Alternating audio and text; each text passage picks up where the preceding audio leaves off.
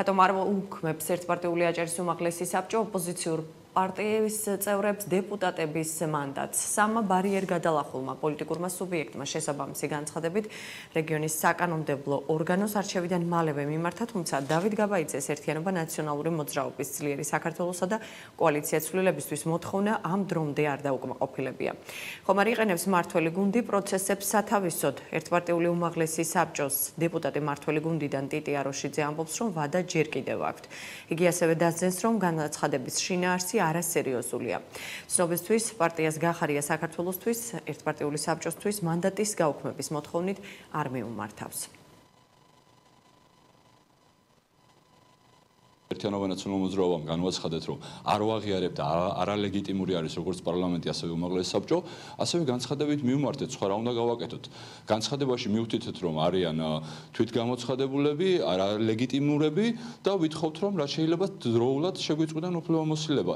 ეს სხვანაირად კანონმდებლობით არ ხდება, ეს უნდა გადაწყვიტოს უმაღლესმა საბჭომ და მივმართეთ განცხადებით, სხვა რა უნდა გავაკეთოთ. რაც შეიძლება მალე მიიღონ იმის გადაწყვეტილება, რომ ჩანიშნონ ახალი არჩევნები.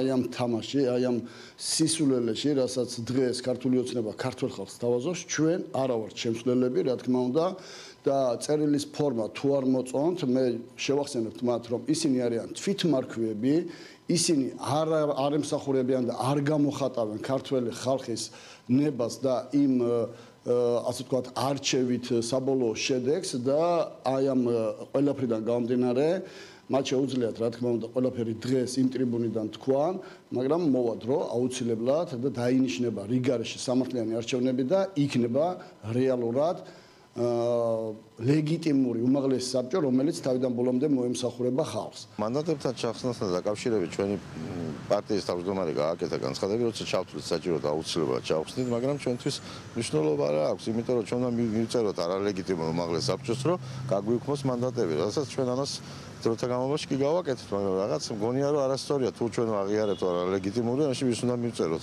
არალეგიტიმურ უმაღლეს საბჭოს.